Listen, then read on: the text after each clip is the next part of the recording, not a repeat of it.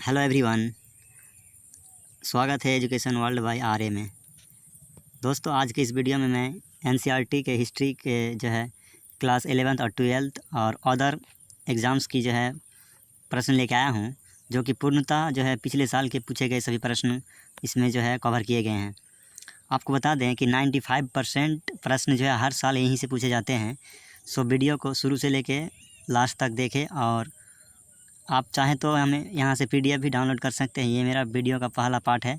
Second part हम बहुत जल्दी लाने वाले हैं, इसलिए चैनल को सब्सक्राइब कर लीजिए ताकि नए वीडियो का नोटिफिकेशन सबसे पहले आप तक पहुँचे। तो चलिए बिना समय गवाए सीधे चलते हैं, प्रश्न शुरू करते हैं। पहला प्रश्न है हमारा कि ऋग्वैदिक कालीन लोग किसकी पूजा करते थे। 4 ऑप्शन आपके स्क्रीन पर देख सकते हैं। पहला ऑप्शन है विष्णु, दूसरा है प्राकृतिक, तीसरा है लक्ष्मी और चौथा है शिव की। तो इनमें सही आंसर कौन सा आप लगा सकते हैं। आप चाहे तो वीडियो को पॉज करके आंसर कमेंट पे लगा सकते हैं। तो इसका राइट आंसर हो जाएगा दोस्तों बी ऑप्शन हो जाएगा, जो कि प्रकृति की पूजा करते थे। अब चलते हैं अगले प्रश्न की ओर। अगला प्रश्न है हमारा, उत्तर वैदिक काल के अंत में किसकी पूजा होने लगी। तो 4 ऑप्शन देख सकते हैं आपके स्क्रीन पर है। पहला ऑप्शन है कि ब्रह्मा, विष्णु, महेश, दूसरा है गायत्री, तीसरा है लक्ष्मी और चौथा है पार्वती। तो राइट आंसर हो जाएगा इसका क्या, 1 नंबर हो जाएगा, जो ब्रह्मा, विष्णु और महेश की पूजा करने लगे लास्ट में।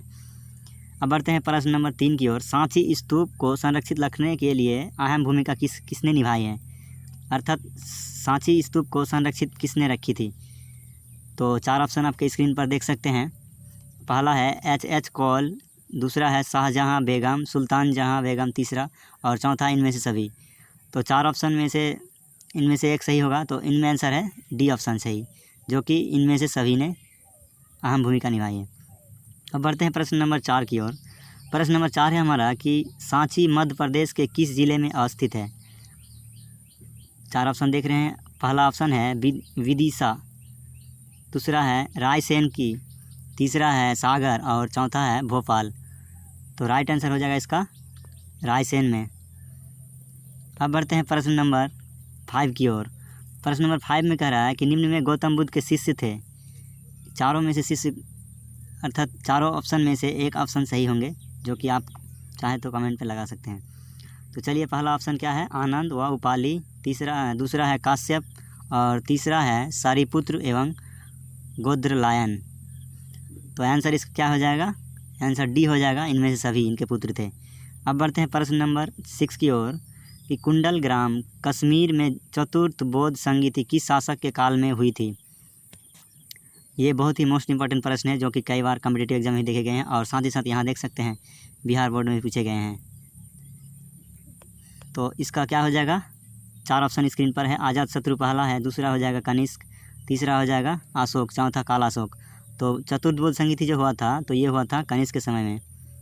पहला अगर बोल दे तो पहला हो जाएगा अजात शत्रु में, और दूसरा अगर बोल दे तो अशोक। तो इस प्रश्न का आंसर हो जाएगा इसमें सिर्फ कनिष्क हो जाएगा। अब बढ़ते हैं अगले प्रश्न की ओर। अगला प्रश्न है हमारा 7 नंबर प्रश्न। यहाँ पे कह रहा है कि संलेखन काया कलेश द्वारा मृत्यु का विधान किस धर्म में है। अब 4 ऑप्शन देख पा रहे हैं, जैन धर्म, बौद्ध धर्म और शैव धर्म और वैष्णव धर्म। तो सही ऑप्शन कौन सा है, आप चाहें तो आंसर लगा सकते हैं। तो इनका सही ऑप्शन हो जाएगा ए ऑप्शन, जैन धर्म से है। अब बढ़ते हैं प्रश्न नंबर 8 की ओर। 8 नंबर प्रश्न में कह रहा है कि नाथ मुनि का संबंध किससे है, अर्थात नाथ मुनि का संबंध है किस धर्म से है। तो ऑप्शन देख रहे हैं, 4 ऑप्शन आपके स्क्रीन पर है, जैन धर्म, बौद्ध धर्म, शैव धर्म और वैष्णव धर्म। इसमें आंसर क्या हो जाएगा आपका, वैष्णव धर्म हो जाएगा इनका राइट आंसर। अगला प्रश्न है हमारा कि कालिदास, भवभूति, सुबंधु एवं वनभट्ट आदि किस धर्म के अनुयायी थे, अर्थात किस धर्म से जुड़े हुए थे। आंसर आप देख पा रहे हैं, 4 ऑप्शन दिए गए हैं, बौद्ध धर्म है, जैन धर्म है और शैव धर्म है और वैष्णव धर्म है। तो कालिदास जो था और भवभूति, इन ये सब शैव धर्म के संबंध से है। अब बढ़ते अगला प्रश्न की ओर। 10 नंबर प्रश्न है हमारा कि अपार सुंदर मूर्ति एवं नंदन का संबंध किस धर्म से है। देख पा रहे हैं, 4 ऑप्शन आपके स्क्रीन पर है। पहला ऑप्शन है बौद्ध धर्म, दूसरा है जैन धर्म, तीसरा है शैव धर्म और चौथा है वैष्णव मत। इनमें से सही ऑप्शन कौन सा है, आप चाहे तो लगा सकते हैं। तो इनमें सही आंसर हो जाएगा आपका शैव मत से था। अब बढ़ते हैं अगला प्रश्न 11 नंबर प्रश्न की ओर बढ़ते हैं। 11 प्रश्न में है कि भवभूति के मालती माधव में किस संप्रदाय के उल्लेख मिलता है अथवा उल्लेख है। 4 ऑप्शन दिया गया है, कश्मीर सेव, लिंगायत, कपालिक और पशुपात। इनमें से सही आंसर कौन सा है? तो आंसर हो जाएगा आपका पशुपात। अब बढ़ते हैं प्रश्न नंबर 13 की ओर। महात्मा बुद्ध को ज्ञान की प्राप्ति कहाँ हुई थी? ये ऑप्शन तो आपको क्या लगभग लोग बता सकते हैं। हालांकि ये प्रश्न भी बहुत इम्पोर्टेंट है और ये आपका बिहार एग्ज़ाम में पूछे गए हैं। तो इनका आंसर क्या हो जाएगा? इनका आंसर हो जाएगा बोध गया में ज्ञान की प्राप्ति हुई थी महात्मा बुद्ध को। अब चलते हैं अगला प्रश्न की ओर। 14 नंबर प्रश्न है हमारा, श्वेतेंबर एवं दिगंबर का संबंध किस धर्म से है?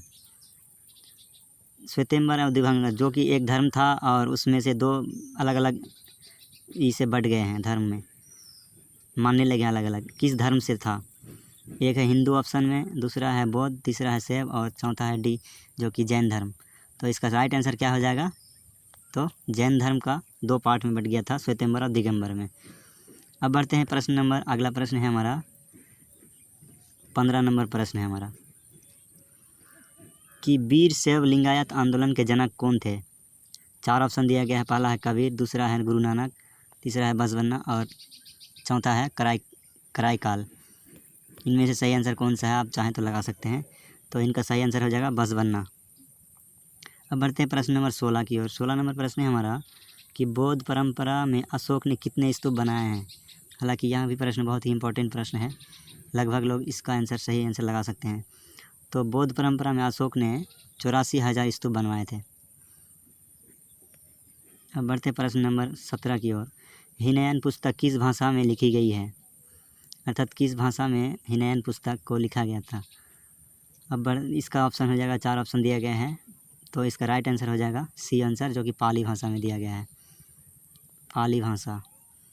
अब अगले नंबर प्रश्न की ओर बढ़ते हैं। प्रश्न नंबर 18 है हमारा, धर्म ग्रंथ सुत्रिपिटक किस धर्म के संबंध है, किस धर्म से संबंधित है? 4 ऑप्शन देख पा रहे हैं, आपके स्क्रीन पर है।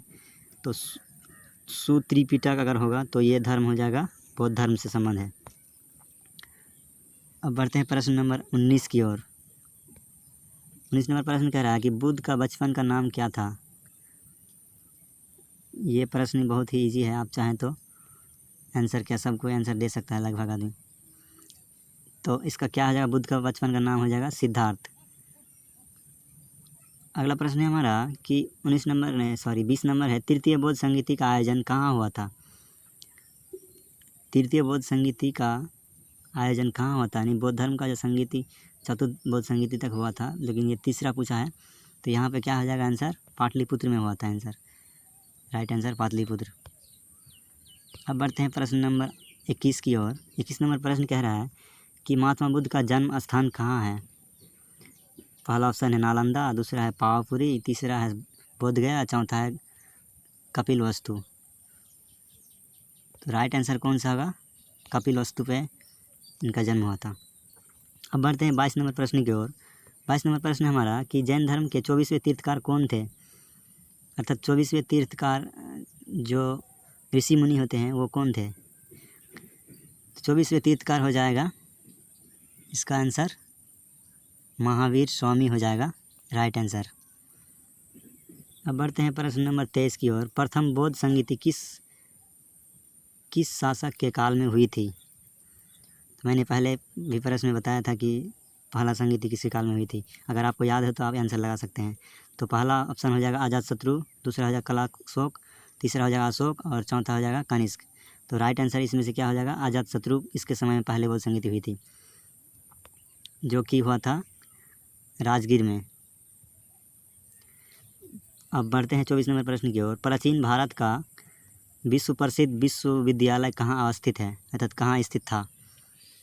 4 ऑप्शन दिए गए हैं, आप चाहें तो सही आंसर लगा सकते हैं कहाँ पे स्थित था। तो इनका हो जाएगा पहला ऑप्शन वल्लभी, तीसरा हो जाएगा पाटलिपुत्र, चौथा हो जाएगा तीसरा हो जाएगा सांची और चौथा हो जाएगा नालंदा। तो इसका राइट आंसर जो होगा वो जाएगा नालंदा। अगला प्रश्न है हमारा कि त्रिपिटक साहित्य संबंधित है?